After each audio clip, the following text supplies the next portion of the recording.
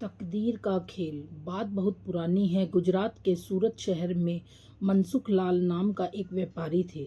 उनकी कीमती रत्न का कारोबार था। इनका कारोबार दुनिया के कई देशों में फैला हुआ था। पूरे सूरत शहर में इनका मान और सम्मान था।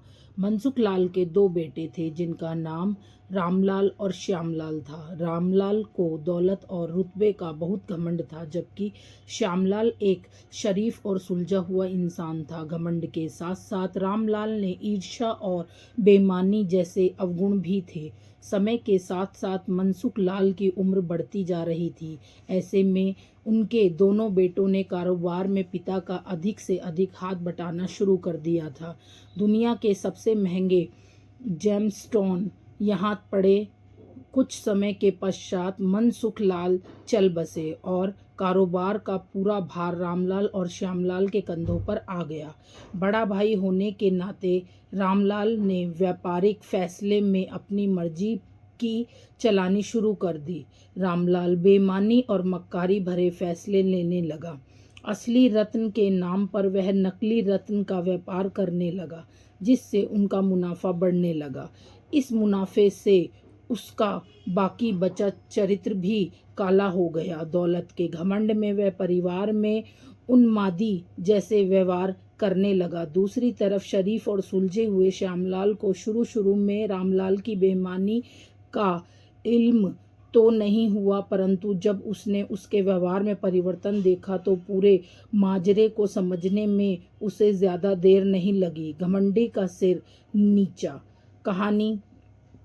रामलाल की करतूतों से श्यामलाल को बड़ा दुख हुआ। उसने रामलाल को समझाने और सही रास्ते पर लाने की कोशिश भी की, परंतु वह नाकाम रहा। उल्टे रामलाल श्यामलाल से खफा हो गया और व्यापार में बंटवारे का बहाना ढूंढने लगा। बंटवारे में भी उसने बेईमानी की साजिश रची, घर में कलह का माहौल पैदा किया।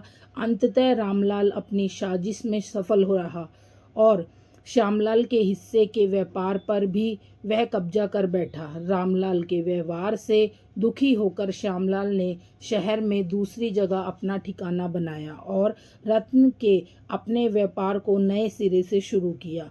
ईमानदारी की नींव पर शुरू हुआ श्यामलाल का व्यापार जल्द ही चल निकला। ईमानदारी सर्वोत्तम नीति है। कहानी। एक तरफ जहां श्यामलाल की ख्याति देश और विदेश में बढ़ने लगी, वहीं दूसरी तरफ रामलाल की करतूतों की पोल खुलने लगी थी। नकली रत्न के व्यापार के कारण रत्न बाजार में रामलाल की खाक को जोरदार धक्का लगा और उसके व्यापार का दायरा सिमटने लगा। अंततः नौबत यहाँ तक आ गई कि बाहर क्या, अपने शहर का भी कोई व्यापारी रामलाल का नाम लेने से भी तौबा करने लगा। अब तो नौबत यहाँ तक आ गई कि रामलाल को धन के अभाव में अपना घर, दुकान, सामान तक बेचना पड़ रहा था। जल्दी ही रामलाल के हाथ से सब कुछ निकल गया और वह परिवार सहित सड़क पर आ गया।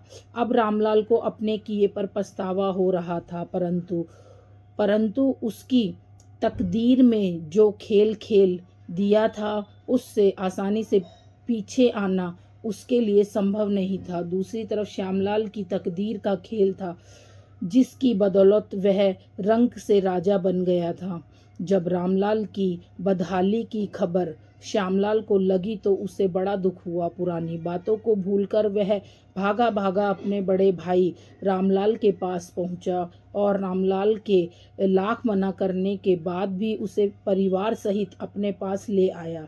यह भी तकदीर का ही खेल था कि जिस भाई के साथ रामलाल ने बदसलूकी की, उसे सड़क पर पहुंचा दिया था, वही भाई आज उसे सड़क से उठाकर अपने घर में ले आया था।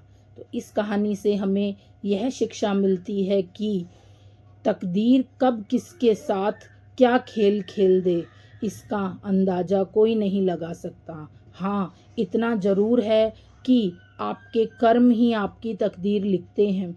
जिस तरह रामलाल और श्यामलाल के कर्मों के आधार पर तकदीर ने उसके साथ खेल खेला था, इसी तरह अच्छे कर्म करते रहना चाहिए क्या पता कल तकदीर आपके साथ क्या खेल खेल जाए।